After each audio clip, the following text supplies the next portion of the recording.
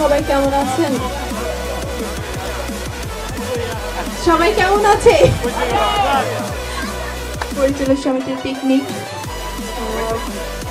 মানে আমাদের পিকনিক খুব মজা করেছি আমরা, বিশেষ করে সবাই উপস্থিত থাকে, পিকনিকটা আসলে মজা হয়। আরে মেয়েরা ড্রেস নিয়ে পাগল হয়ে গেছে, আর চুল নিয়ে। অনেক অনেক ধন্যবাদ।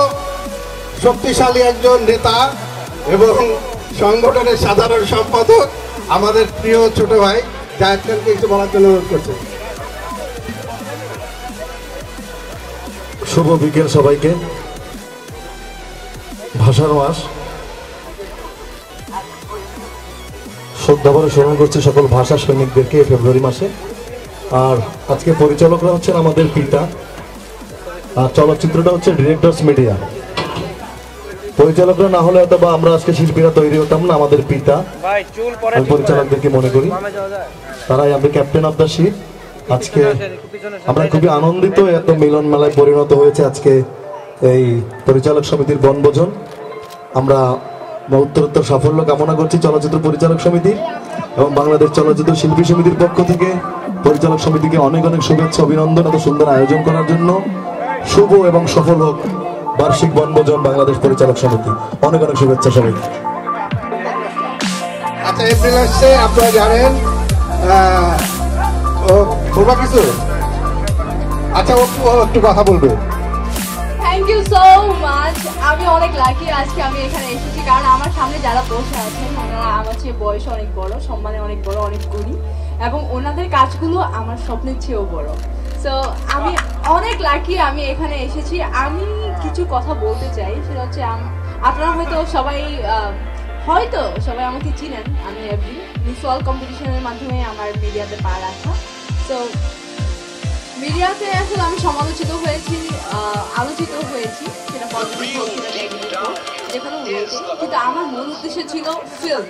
কারণ আপনারা দেখেন বাইরের কান্ট্রিগুলোতে যারা এই ধরনের প্ল্যাটফর্ম থেকে উঠে এসেছেন, যেমন অস্ট্রেলিয়ার প্রিয়াঙ্কা চোপড়া, তাদের সবারই কিন্তু আলটিমেটলি গোল ছিল ফিল্ম। তারা কিন্তু শেষ পর্যন্ত কিন্তু তাদের ফিল্মটাকেই ক্যারিয়ার করে নিয়েছে। সো আমিও ওভাবে চাই, কারণ আপনারা সবাই খুব ভালো ভালো মুভি বানান। তো আমি চাই আজকে যেমন আমি এখানে এসেছি, নেক্সট ইয়ারও আমি আপনাদের একজন সদস্য হয়ে এখানে আসতে চাই। Thank you so much. সবাই ভালো? কেমন লাগলো পিকনিক? আমার খুব ভালো লাগছে, সবার সাথে মিলিত হলাম। আসলে একটা অকেশন না থাকলে সবার সাথে মিলিত হওয়া সম্ভব না। এত মানুষ একত্রে, আমরা সবাই একসাথে কোনো অকেশন না হলে আসলে মিলিত হয় না। সো অনেক ডিরেক্টর যারা আছেন তাদের ওয়াইফরা আসছেন, তাদের ছেলে মেয়েদেরকে আজকে দেখার সৌভাগ্য হলো। অনেককে হয়তো বা চিনতাম না, তাদেরকেও চিনলাম। খুব ভালো লাগছে, দোয়া করবেন। আর সারা বছর যেন এইভাবে পিকনিক আমাদের সুন্দরভাবে হয় এবং আসতে পারি। ভালো থাকবেন সবাই। আর যারা এই অর্গানাইজ করেছেন তাদেরকে ধন্যবাদ, এবং ফুল টিমকে জানাই শুভেচ্ছা এবং ধন্যবাদ, যারা অনেক কষ্ট করে এই প্রোগ্রামটা আয়োজন করেছেন। Thank you.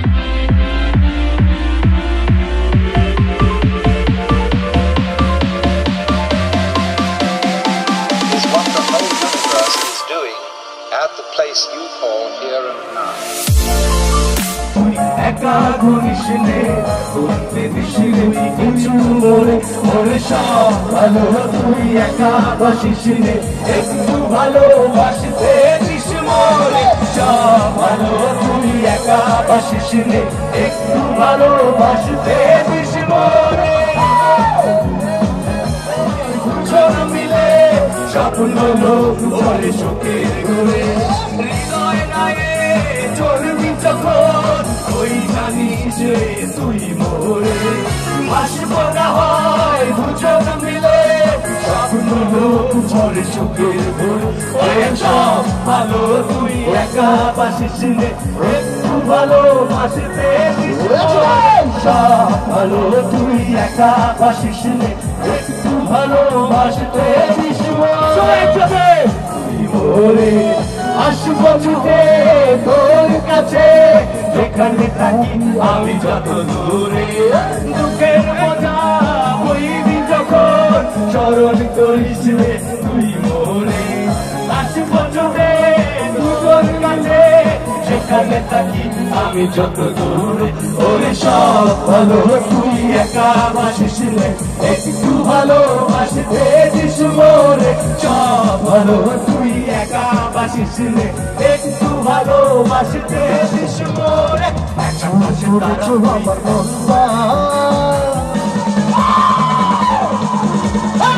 চুরি করেছো আমার মনটা হায় রে হায় শ্রীলঙ্কা চুরি করেছো মনটা হায় রে হায় শ্রীলঙ্কা চুরি করেছো আমার মনটা হায় রে হায় শ্রীলঙ্কা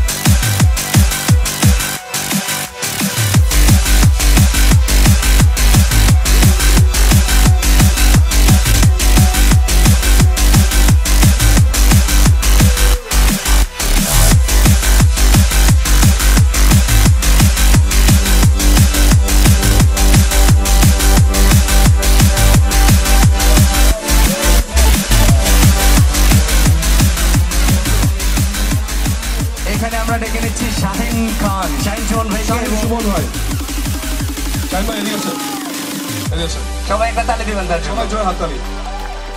এই শাহিন ভাইয়ের সাথে আমি প্রায় 3টি ছবি করেছি জীবনে। না জীবনে যখন ডিরেকশন দিয়েছে, এই এত পরে কেন এলি, 9টা বেজে গেছে, এই অ্যাক্টিংটা ভালো করে কর, এই নাচটা ঠিক মতো হচ্ছে না, একটু নাচেন না ভাই, যে কোনো ভাষা তো পায় না, বুঝতে পারছি আমি, একটু নাচেন ভাই, একটু অ্যাক্টিং করেন। না আমি ছাড়বো না আপনাকে। ইমন ভাই রিসেন্টলি আমি শুটিং করে আসলাম, ছবির নাম মাতাল। সবসময় ওই টোনে কথা। আপনি কি মাতাল না? ঠিক আছে ভাই, ওই টোনে কথা বলে। কিরে লেট কেন, কি করছিস? আমাকে ভাই নাচতে বলছি, নাচছেন না কেন? এখন শাহিন ভাই আমরা 3, 2, 1 ধরে অ্যাকশন করবো, শাহিন ভাই অ্যাক্টিং করে দেখাবো। হ্যাঁ আমরা কেউ ছাড়বো না, ঠিক আছে? ওকে, আজকে আমরা পরিচালকের অভিনয় দেখবো। ছাড়াছাড়ি ভাই। যেমন খুশি তেমন চলে। কি করতে চান? ক্যামেরা আমাকে পরিচালকের অভিনয় করতে হবে।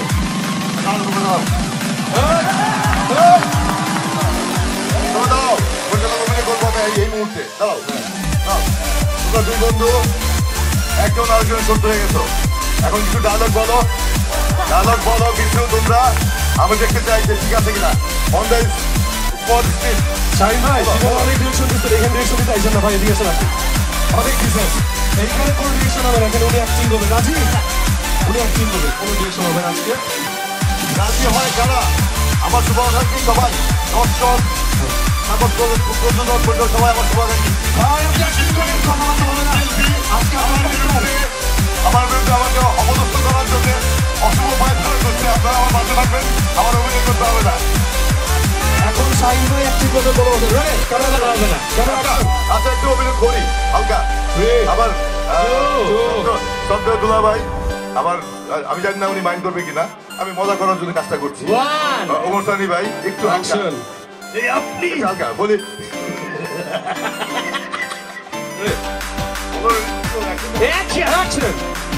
আমি তোমাকে ছাড়া বাঁচবো না মৌসুমী, তুমি আমাকে ছেড়ে যেও না। ধন্যবাদ সবাইকে,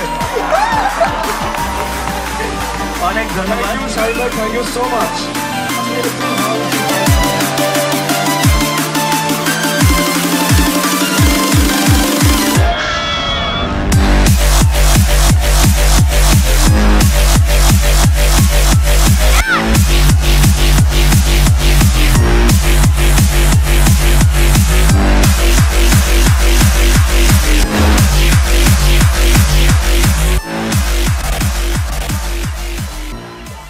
কোথায় রুবি? রুবি রুবি কে? ও ছোট লোকের বাচ্চা, তুই এখানে কি চাস? অধিকার আদায় করতে এসেছি। যে অধিকার আপনারা আমাদের কাছ থেকে খাজনা আদায় করেন, সে অধিকার দাবি করতে এসেছি। আর আপনাদের মতো উপরতলা মানুষের চোখে আঙ্গুল দিয়ে দেখিয়ে দিতে এসেছি গরিব ছোটরা তো ভালোবাসতে জানে, ওদেরও বিশাল একটা মন আছে। সেই মনে আমি আঘাতের চিহ্ন এঁকে দিব, ক্ষত বিক্ষত করে দিব। তাহলে আর দেরি করছেন কেন মেম সাহেব? তুলুন পিস্তল, চালান গুলি, ঝাঁসে করে দিন বুকের মাঝখানটায়। তারপরে বুকের ভেতর থেকে শুধু একটি শব্দই বের হবে, I love you Ruby, I love you. তোমাকে ভালোবাসি রুবি, তোমাকে ভালোবাসি। সেই মুখ আমি চিরতরের মাথা বন্ধ করে দিব। দুটি হৃদয়ের মাঝখানে যতই বাধা আসুক, এই দুটি হৃদয়কে কেউ আলাদা করতে পারবে না মেম সাহেব।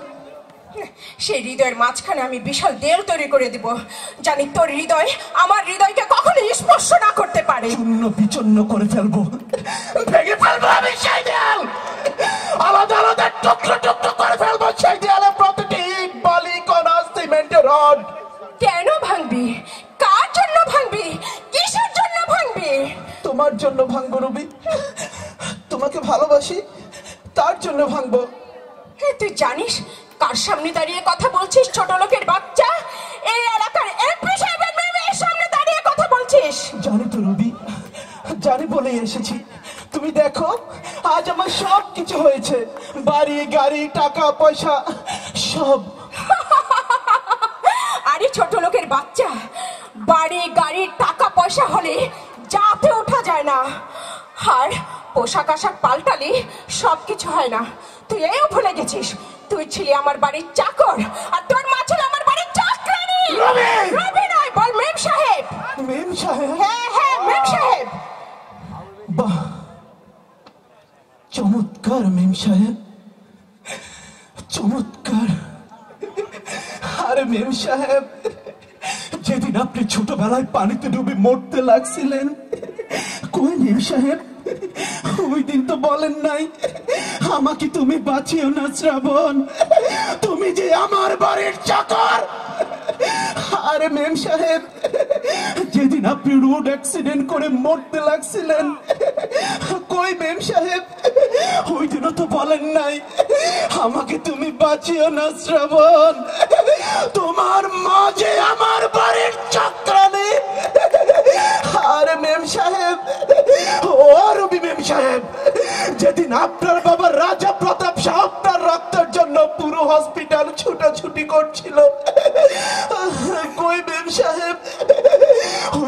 বলেন নাই আমাকে তুমি রক্ত দিও না শ্রাবণ, তোমার ওই শরীরে যে চাকরার রক্ত। আপনি ভালো থাকবেন মেম সাহেব, অনেক ভালো থাকবেন।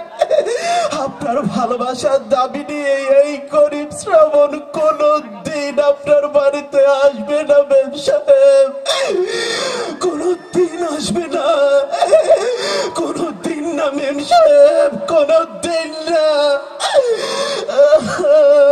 শ্রাবণ, শ্রাবণ, আমাকে ক্ষমা করে দিও। আমি যদি এই নাটক অভিনয় না করতাম, আমার বাবার গুন্ডা বাহিনী যে তোমাকে মেরে ফেলতো, আর আমি যে আমার ভালোবাসাকে হারাতাম। আমি আমার ভালোবাসাকে হারাতে পারবো না, আমি আমার ভালোবাসাকে হারাতে পারবো না। এসে মঞ্চে নাচতে পেরেছি। আমাকে অনেক সাংবাদিক প্রশ্ন করেছে, আপনি কি পেয়েছেন, আর কি প্রাপ্য? আজকের পরে আমি বলবো যে আমার মনে হয় প্রাপ্য শেষ হয়েছে। কারণ গুলজার ভাই, খোকন ভাই, আমাদের শাহিন ভাই আমাকে বলেছে বুবু তোমাকে যেতে হবে। যখন বলেছে মনে হয়েছে যে আমি স্বর্গে আছি। সত্যি কথা, টাকা দিয়ে অনেক সময় আমি প্রোগ্রাম না করে দিই, আর এটা মনে হয়েছিল যে ভাই এই কথাটা বললেন, যদি বলতেন নাসরিন 5 লাখ দিবি, তারপরেও আমি রাজি। কারণ এই যে বলেছি যে আপনার আর কি প্রাপ্তি আছে, যে আজকের পরে আমাকে আর বলতে হবে না যে হ্যাঁ এখন আমার প্রাপ্তি আছে। আমার মনে হয় আজকের পরে আমি এই কথাটি বলবো যে আমার প্রাপ্তি শেষ হয়েছে। সবাই ভালো থাকবেন, আমার ভুল হয়ে থাকলে মাফ করবেন। আমার কে আমার জীবনের একটি পার্ট, আমি ওর জন্য আমার সত্যি কথা আমি বেঁচে আছি। কারণ অনেকে হয়তো জানে না যে ও আমাকে কতভাবে উপকার করে। আমার ছোট ভাই, বড় বোন, ও বাসায় চলে যে ওদেরকে বুঝায় যে নাসরিন কত পরিশ্রম করে আপনাদের জন্য, নাসরিন কত স্যাক্রিফাইস করে আপনাদের জন্য। আমি হা হয়ে শুধু ওর দিকে তাকিয়ে থাকি যে এত বড় একজন নায়িকা, ও আমার বাসায় এসে আমার ভাই বোনকে সবসময় বুঝায়। আমার কোনো একটা অনুষ্ঠানে একটা মিসিং হয়েছিল, একটি নাম বলতে গিয়ে আরেকটি নাম চলে এসেছিল। কেন, মানুষ মাত্রই ভুল। আমার ওইখান থেকে আমি কতদিন ঘুমাইনি আমি জানি। আমি ওকে ফোন করতেও সাহস পাইনি যে আমি কিভাবে এই জীবনে মুখ দেখাবো ওকে, ওর সামনে যেয়ে দাঁড়াবো। আমি যখন ফোনটা করে রিং দিয়ে কেটে দিয়েছিলাম, ওর সাথে সাথে কল ব্যাক করেছি, রে তোরা যে আমি ফোন করি তুই ধরিস না কেন? আমার সাহস ছিল না। আজকে যে আমি মানে কি শান্তিতে ঘুমাবো সেটা আমি বলে শেষ করতে পারবো না। যে একই আমি 25 বছরে আমার প্রাপ্তি শেষ করেছি, আরেকটি আমি সুযোগ পেয়েছি সেই কথাটিকে আমি বলে, এখানে অনেকেই আছেন, মিডিয়াও আছে, যে আমি আমার ভুলটাকে আমার বোনকে আমি বুঝাতে পেরেছি, আমি প্রকাশ করতে পেরেছি। সেই জন্য আল্লাহর কাছে হয়তো আমি ভালো কিছু করেছিলাম, সেটার পুরস্কার আজকে আমি পেয়েছি। আপনাদের সবাইকে ধন্যবাদ। একটা কথা বলি, ও আর আমি যখন ফিল্মে এসেছি তখন দুজনেই অনেক ছোট, একসাথে কাজ করেছি। আর তখন আমি আসলে ক্যামেরা সম্বন্ধে অত কিছু বুঝতাম না, জানতামও না। তো আসলে ও কি বলেছে অনুষ্ঠানে সেটা আমি আসলে জানতাম না, ওর কাছেই শুনেছিলাম। ও যখন বলেছে যে আমি একটা বড় ভুল করেছি, আমার মিস্টেক হয়ে গেছে, আমি স্লিপ অফ টাং এই কথাটা বলেছিলাম। সো তখন আমি বললাম তোর কাছে আমার কোনো ভুল নাই। আমি এটা অনেককেই বলেছি, অনেকে আমাকে বলছে দেখো নাসরিন তোমার নামে কি বললো। আমি বলছি, আমি তখন বলেছি উত্তরে যে ও আমার বোনের মতো, ও যদি স্লিপ অফ টাঙে একটা কথা বলেই ফেলে সেটা আমার কাছে ভুল না। ওকে আমি অনেক ভালোবাসি, আর ও যদি কিছু বলে আমি ওকে ভালো সারা জীবন বাসি, পরেও বাসবো। তো বোনের কাছে কখনো ভুল হয় না। Thank you Nasrin, I love you, I love you so much. ধন্যবাদ। অনেক ভালোবাসি, সবাই আমাদের জন্য দোয়া করবেন, আমাদের বাচ্চাগুলো যাতে আমরা ঠিক মতন মানুষ করতে পারি। ধন্যবাদ। ওকে আমি একটা কথা বলেছিলাম, ও শুধু বলেছিল বুড়াকালে তুই আমি আর পান খাবো, ওরা যা খুশি তা করো। যাই হোক, তাই থাকতে চাই। আচ্ছা, আকবর ভাই আরেকটি দাবি আছে, নাসরিনের কি নাচ দেখতে চান নাকি চলে যাব? আচ্ছা, আয়োজন হচ্ছে, আয়োজনের পরে আমি কিন্তু নাসরিনের নাচ দেখার জন্য বসে